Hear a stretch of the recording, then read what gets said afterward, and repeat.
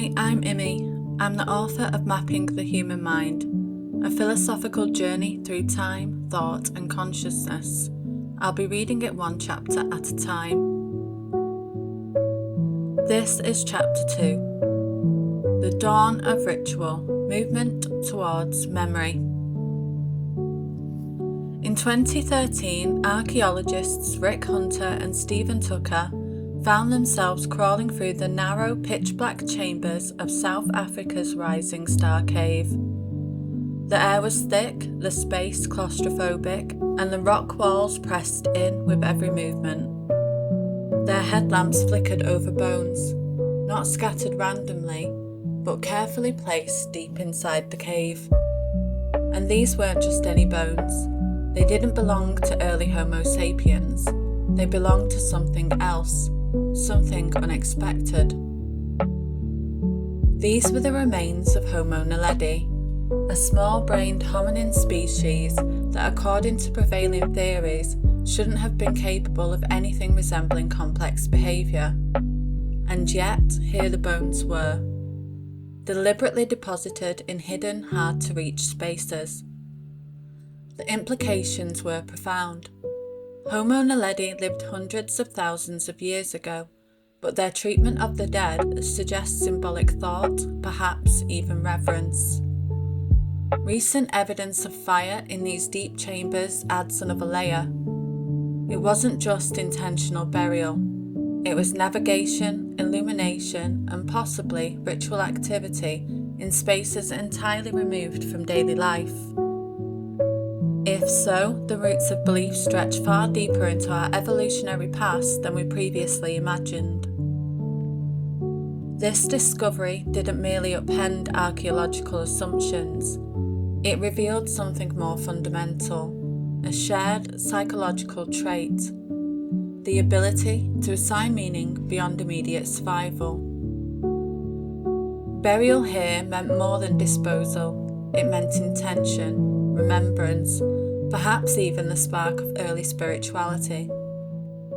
So far from being a Homo sapiens invention, ritual may have emerged earlier, shared among our hominin cousins. In the flickering light of Rising Star Cave, we glimpse the earliest signs of a mind reaching for meaning. Burial rituals, a universal connection. The discoveries at Rising Star Cave hint at the possibility that ritual behaviour predates Homo sapiens entirely. But even within our own species, the instinct to mark death with meaning appears everywhere we look. Across time and continents, burial practices reflect a shared drive to honour the dead through deliberate, symbolic action. Though separated by oceans and millennia, cultures worldwide turn to remarkably similar expressions of belief. Death was not simply an end, it was a passage, one our ancestors marked with care, ceremony, and intent long before monumental temples were built. In the Neolithic settlement of Çatalhöyük in modern-day Turkey, dating back nearly 9,000 years, the dead were buried directly beneath the floors of family homes. Bodies were carefully arranged, painted with ochre, and sometimes exhumed months or years later. Skulls were occasionally removed, treated with additional ochre, and either reburied or kept within living spaces. This practice suggests an ongoing relationship with the deceased, not a single act of disposal, but a continuing dialogue. The physical handling of ancestral remains created a tangible connection to the past, binding communities through shared ritual action. In early dynastic Egypt, burials evolved from simple pit graves to elaborate tombs, reflecting an expanding cosmology. The earliest Egyptian burials placed bodies in a circular fetal position, mimicking the shape of the womb, a deliberate expression of hope for renewal. As Egyptian civilization developed, funerary practices grew more complex. Bodies were wrapped, protected, and surrounded by objects deemed necessary for the journey ahead. The preservation of the body reflected a belief that physical form remained important after death, that identity persisted in material remains. The same idea echoes in the megalithic tombs of Europe, where vast underground chambers housed multiple generations. The Newgrange Passage tomb in Ireland demonstrates this profound connection between physical space and cosmic cycles. Built around 3200 BCE, its entrance is precisely aligned so that on the winter solstice, sunlight illuminates the central chamber for 17 minutes. This required not only astronomical knowledge, but also a belief system that valued such alignments, that saw meaning in the marriage of earth and sky, darkness and light, death and rebirth. The early civilizations of North America wove their cosmology into the earth itself. The Adena and Hopewell cultures built massive earthen mounds to house the dead and mark the land with spiritual significance. Their construction required coordinated effort from entire communities, moving thousands of cubic feet of earth by hand. This burial wasn't simply about laying the dead to rest, it was a collective act of ritual labour that shaped the community itself, a physical expression of collective belief that reshaped the landscape. What makes these findings remarkable is their striking similarity across isolated cultures. From Melanesia to Mesoamerica, from Africa to the Arctic, burial practices consistently show careful arrangement, inclusion of symbolic objects, and often the use of red ochre. This vibrant iron-rich mineral was applied to bodies, sprinkled in graves, and used in art worldwide. Its blood-like appearance may have symbolized life force, or its preservative properties may have reflected a desire to maintain the body's integrity. Its ubiquity suggests a shared understanding of its ritual power, a rare constant across varied human expressions of belief. Across these cultures, burial went far beyond disposal. It was a sacred act of connection, a way to maintain balance in an unpredictable world. The placement of these sites, the precision of their structures, and the care taken in these final acts suggests something far more profound than mere tradition. Emerging status and social hierarchy. As ritual practices evolved, something else was happening alongside them: the emergence of social hierarchy. What looked like hierarchy was belief, carved into status and sign. The archaeological record reveals a fascinating pattern. Across continents, around the same time period, roughly 10,000 to 5,000 BCE, we see the emergence of consistent physical markers. One particularly intriguing example is the depiction of elongated fingernails as a sign of elevated status. In Easter Island traditions, ancient oral histories describe leaders with long, carefully maintained nails, a physical sign that they were exempt from manual labour. Remarkably similar imagery appears on carvings at Göbekli Tepe and other ancient sites across Asia, suggesting a recurring human pattern. These emerging status markers reflect a profound shift in belief systems, from relatively egalitarian hunter-gatherer societies to more stratified communities where certain individuals claimed special connection to the divine. Status symbols weren't merely decorative, but reflected a deeper cosmological belief that social hierarchy mirrored divine order. Leaders were viewed as intermediaries between human and spirit worlds, their authority sanctioned by supernatural forces. These early markers of distinction laid the foundation for what would later evolve into divine kingship. Elaborate headdresses and distinctive garments appear in burials and artistic depictions worldwide. In Peru's Paracas culture, high-status individuals were laid to rest with intricate textiles and feathered headdresses. incorporating animal motifs that suggested supernatural connections. These textiles, with their vibrant colours and complex designs, represented thousands of hours of skilled labour, a physical investment that elevated certain individuals above others. The materials often came from distant regions, requiring extensive trade networks and emphasizing the exceptional nature of the wearer. Jade Kong tubes found in China's Liangzhu culture marked elite burials. These mysterious objects, squared on the outside, circular on the inside, may represent the ancient Chinese cosmological belief in a round heaven and square earth. Crafted from one of the hardest materials available, they connected the deceased to the fundamental structure of the universe. In Europe, gold ornaments and amber beads played a similar role. Amber, with its translucent glow, often travelled hundreds of miles from its Baltic source, its sunlight-like appearance possibly connecting the wearer to solar deities. Special tools or weapons accompany high-status burials across cultures. Intricately carved maces or staffs, too delicate for practical use but perfect as symbols of authority, appear in graves from Egypt to Melanesia. The Nama palette from pre-dynastic Egypt shows an early ruler wielding a ceremonial mace as a symbol of authority, a cross-cultural solution to making abstract power visible. Bodily modifications also marked status and identity. The practice of artificially elongating the skull by binding infants' heads appears independently in South America, Africa, and Asia.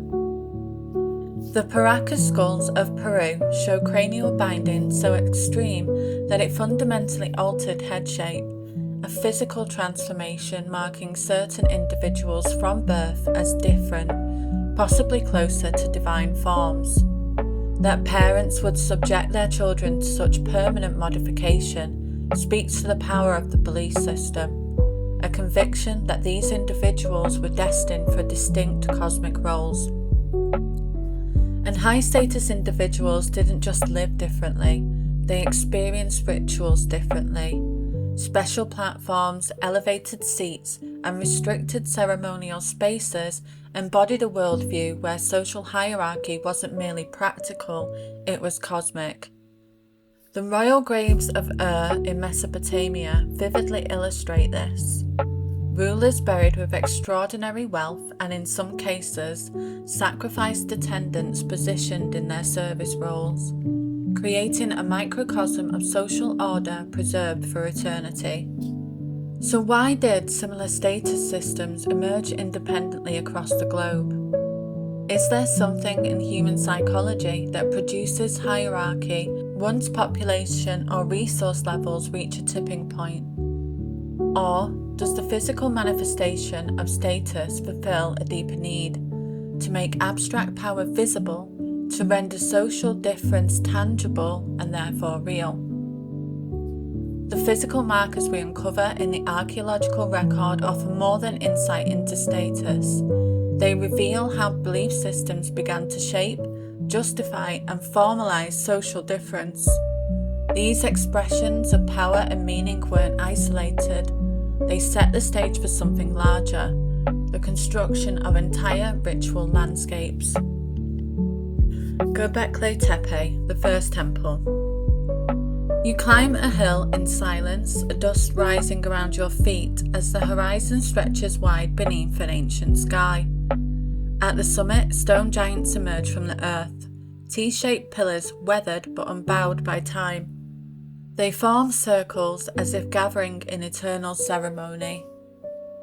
Their surfaces are etched with creatures you recognise: foxes, boars, vultures, serpents, alongside symbols whose meanings are long forgotten, but whose presence still hums with intent. These stones stand like deliberate sentinels, arranged with care, carved with purpose. The animals and patterns speak of something beyond ornamentation. Were they maps, messages, maybe even prayers? As if, by setting them in sacred order, the builders were trying to make sense of the cosmos, to fix chaos into meaning, to inscribe the invisible into stone. You're standing on a hilltop in southeastern Turkey at a place now known as Göbekli Tepe. And what's most astonishing isn't just the scale or beauty, it's the age. 11,500 years old. This was before pottery, before agriculture, before humans even settled in one place, as far as we knew. When discovered, this site threw the entire archaeological world into chaos. The established narrative that humans only built monumental structures after developing agriculture and settling down suddenly crumbled. Radiocarbon dating placed Göbekli Tepe around 9,500 BCE, when we were supposedly simple hunter-gatherers. Yet these people somehow dragged colossal stones, without domesticated animals, without wheels, into precise arrangements. Each T-shaped pillar weighs between 7 and 16 tons and stands up to 18 feet tall. Moving just one would have required dozens, if not hundreds of people working in coordination. The level of planning, craftsmanship and collaboration required is staggering. So the question echoes through time: why? Göbekli Tepe represents a pivotal moment when belief transcended burial practices and cave paintings to become monumental architecture. It marked humanity's shift from sanctifying natural spaces to deliberately shaping belief at a grand scale, ritual etched into stone. The site itself features multiple circular enclosures, each containing T-shaped pillars arranged in rings with two larger sentinels at the centre. These pillars aren't just stone. Some show human-like elements with arms carved along their sides, suggesting they may represent ancestors or even supernatural beings. The circular pattern with paired central pillars facing the entrance appears consistently across multiple enclosures, a standardized ritual layout implying a shared understanding of how sacred space should be organized. A physical template for worship passed down and replicated over generations. One of the most revealing details is the absence of evidence for permanent settlement. People didn't live here, they gathered, drawn together by devotion. For the first time in human history, we see a clear demarcation between the sacred and mundane, a space designed exclusively for communing with something beyond the everyday. And the story doesn't just end with ritual alone. New findings suggest that small-scale habitation may have accompanied these sacred spaces, not permanent settlements, but traces of temporary life. And with that comes a provocative reversal of the old narrative. Perhaps it wasn't agriculture that gave rise to temples, but temples that gave rise to agriculture. The need to sustain gathering groups may have driven early experiments in planting and animal tending, not only out of necessity, but devotion. This hypothesis gains strength from the site's location at the northern edge of wild einkorn wheat's natural habitat, one of the first grains humans domesticated. Perhaps these regular ritual gatherings created conditions where selective harvesting and eventually deliberate planting began, ultimately giving birth to true agriculture. The ornate details on some pillars, elaborate belts, jewelry-like motifs, elongated fingernails, hint at complex ideas about identity, status, and cosmology. And remarkably, Göbekli Tepe isn't alone. Similar sites discovered nearby, Karahan Tepe, Navali Kori, suggest we're seeing just the visible peaks of a broader cultural awakening, an ancient constellation of sites where belief was carved into the bones of the earth. In the silent stones of Göbekli Tepe, we witness not just the dawn of monumental architecture, but the power of belief to physically reshape the world. These massive pillars stand as witnesses to an ancient truth. Humans have always been driven to express the intangible through the tangible, to give physical form to our most profound beliefs, even if it meant moving mountains, or at least massive stones to do so. Embodied symbols meaning in motion. Long before temples echoed with chants or sacred texts were etched into stone, meaning was made through movement. Across the ancient world, ritual wasn't confined to objects or symbols, it was enacted through the body. Walking, bowing, spiraling, and descending through specific spaces became a kind of language, a physical expression of belief that shaped not only sacred architecture, but the minds of those who moved through it. This is perhaps most vivid in ancient cave sites. In Europe, Asia, Africa, and the Americas, many sacred caves were deliberately located in hard-to-reach chambers, accessible only by firelight and determined effort. These weren't casual shelters, they were pilgrimage spaces. The journey itself mattered. In France's Chavot Cave, visitors had to crawl and descend through twisting passages to reach the inner sanctum, where the oldest known cave paintings reside. At Lascaux, the famous Hall of Bulls lies deep within, requiring movement from light into darkness, from narrow tunnels into open space. These transitions, both physical and symbolic, likely shaped the entire ritual experience, preparing the mind for what lay ahead. This spatial choreography appears across cultures. In China's Zhonghuang caves, the path to meditation chambers was carefully structured to narrow the senses and quiet the mind, a physical transition mirroring the inward journey of meditation. In Mesoamerica, Mayan rituals descended into cenotes, natural sinkholes symbolizing portals to the underworld. At Newgrange in Ireland, the narrow entrance forces one to bow before entering the chamber that floods with solstice light only once a year. From the labyrinthine corridors of Egyptian tombs to the winding paths of Japanese Shinto shrines, from Native American spiral dances to the meditative pacing around sacred Hindu and Buddhist sites, movement was never incidental. It was intentional and meaningful. Even open-air sites followed this principle.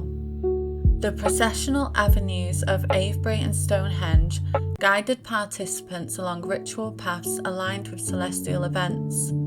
These were not just places to gather, but landscapes that shaped the gathering through rhythm, direction, and embodied transition. This patterned movement, bending, walking, spiraling, descending, was symbolic action embedded into architecture itself. Ritual wasn't experienced only in the mind, but through the body in motion. Archaeologist Christopher Tilley calls this phenomenological archaeology, the study of how space was experienced bodily, not just seen. By retracing ancient footsteps, we begin to understand how ritual landscapes were designed to transform those who walked them. These choreographed journeys through space weren't just logistical, they were symbolic paths that mirrored internal transformation.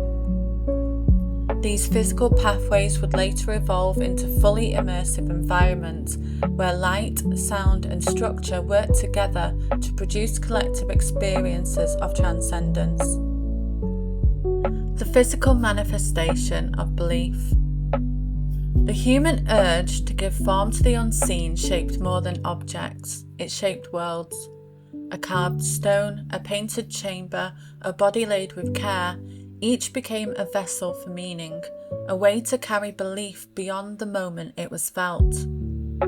In turning thought into form, our ancestors were not simply expressing belief, they were preserving it. Physical rituals became reference points, grounding abstract ideas into shared experience. A sacred path could teach order, a burial could embody cosmology, a tool or mark could signal who belonged and who didn't. Eventually, these forms became more than expressions, they became foundations. stable enough to hold memory, identity, and meaning itself.